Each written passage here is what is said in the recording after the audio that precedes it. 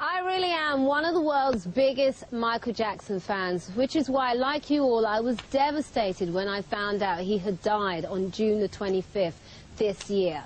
He was the one person I was desperate to chat to, but never got the chance. And if you've just seen the last program, you'll see I came quite close in LA, but he didn't quite come through for us. Which is why I am here tonight, just like you all, to see if there's a chance to speak to my idol one last time. This is Michael Jackson, The Live Seance.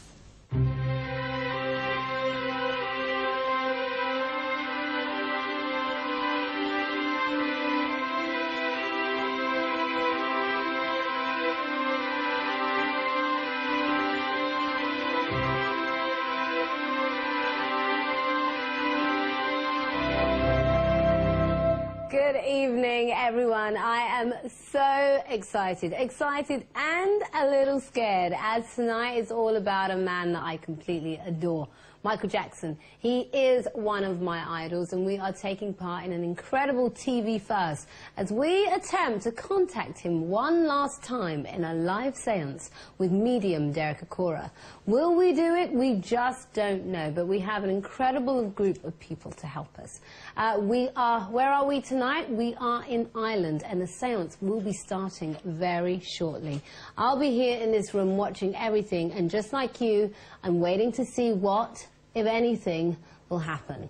Fingers crossed, though, that Michael will come through. So, with me all of this evening, who better than one of Michael's closest and dearest friends, David Guest. Hello. Hello. I just have to tell you, you have the most beautiful lips and the prettiest white teeth I've ever seen in my life. Why, thank you, David. Okay, Okay, now, how open are you to what we're doing tonight? What do you think about it all?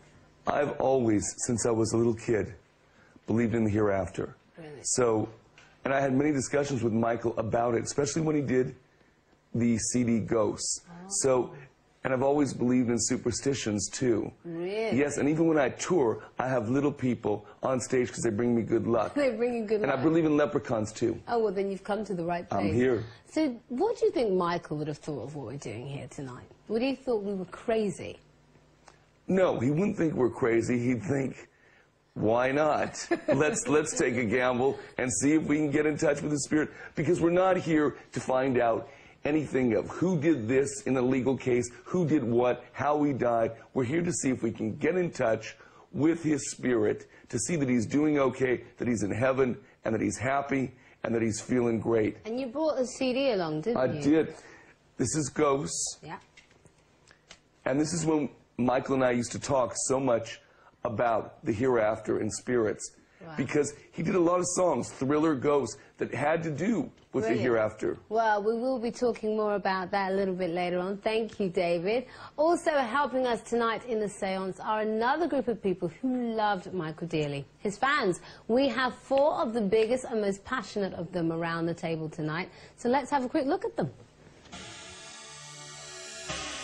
I do believe that Michael's watching over his fans. Michael Jackson himself and his music has touched my life. To contact Michael's spirit in this live seance is my once-in-a-lifetime opportunity. This is it. I'm sure tonight is going to be an amazing experience for the fans. Now, this is the first glimpse of the seance room. Now, Michael wrote his last album in this very room, which is why we decided to be here. Okay, now, in charge of the seance tonight is this man, Derek Akora, one of Britain's most popular and well-loved psychic mediums, and we have with us Dr. Matthew Smith. You're going to be overseeing this. Now, you are a paranormal psychologist, right? Yes, a parapsychologist. Yes, right. We will get into that okay. in a moment. So now, Derek, yes, Julie. How are you feeling tonight? What energy are you feeling in this room? Well, quite a powerful force of residual energy. But on top of that, since earlier today, there's been a constant build-up of not of residual energy, but of energy from fresh spirit entry. Really? Really. Now, and how I feel is this seance going to work? Because a lot of people are thinking, what is this stuff? How will this actually work?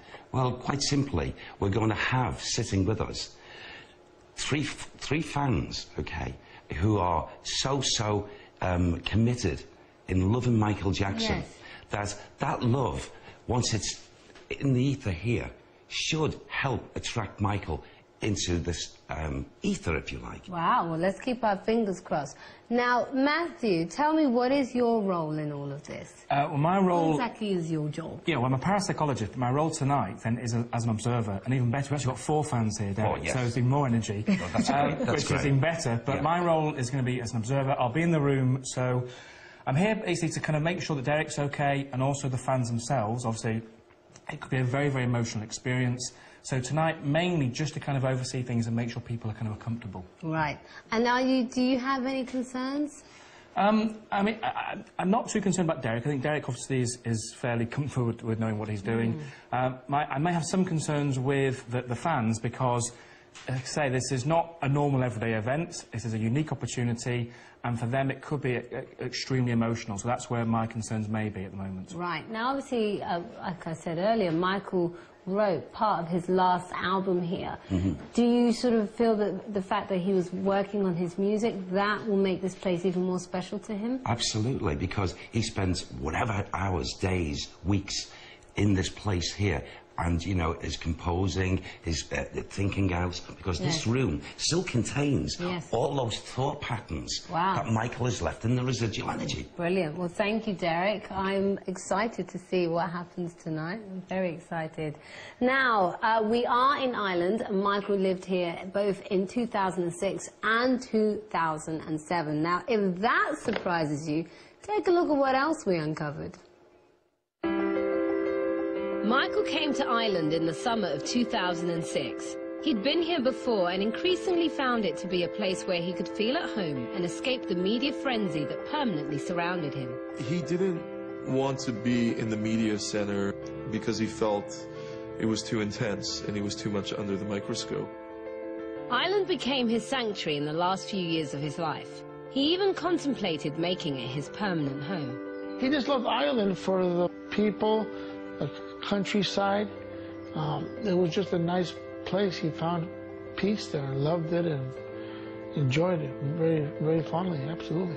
If Michael would have moved to Ireland, he would still be breathing today. And can you believe what the world's biggest megastar did when he got here? He went for a KFC, Chinese takeaway, and even took his kids to the local bowling alley. Michael came in here like any other visitor centre, just him and his group. They came up, they arrived at the reception counter here, and the guys told them they had to change their shoes if they wanted to go bowling. And the people that were here bowling looked at what looked like Michael Jackson, but I don't think anyone was really convinced that, you know, that this could be Michael Jackson on a Saturday night until more either. One of the mementos we kept of his night's visit here was, you know, was Michael Jackson's bowling shoes. No one has worn them since they were worn that night for Michael. Wow, David, bowling, did you know about this? Yeah, we used to go bowling as kids to a place called Kirkwood Bowling Alley in Studio City since the time he was about 14. This is in Los Angeles. In Los Angeles, yeah. So he always loved bowling. Was he good at bowling? Yeah, he was. And sometimes when neither of us would hit the main pin, we'd play gutter ball and see who could hit the gutter balls the fastest. And what about KFC? Did you get that? I was the one that told everybody that he used to go to KFC. We'd go there 3 to 4 times a week. He'd take off the skin and then say it's organic. And then we'd get in food fights, and I'd take the mashed potatoes, throw them in his face, and he'd throw them right back at me. And so what about Ireland? Did he ever talk to you about why he loved this place so much? He told me that he loved Ireland, that there was a special feeling, tranquil, because of all the green valleys, the fields, and the people. He loved nature, didn't he? He loved nature, he loved animals, and the people were so wonderful. He could be himself here, and he could bring his children here. Really? He could relax? Yes. In a way that he couldn't relax anywhere else? True. Was he happy here? Very happy. He just loved it. Really? I think he would eventually bought a home here. Fantastic. Well, we're very glad to be here. David, as I said, you're going to be with us all night. We'll be having some more Michael Jackson stories from you. Now, the atmosphere here is completely charged. The seance will be starting after the break. Just like me, please keep an open mind, and we'll see you when we come back.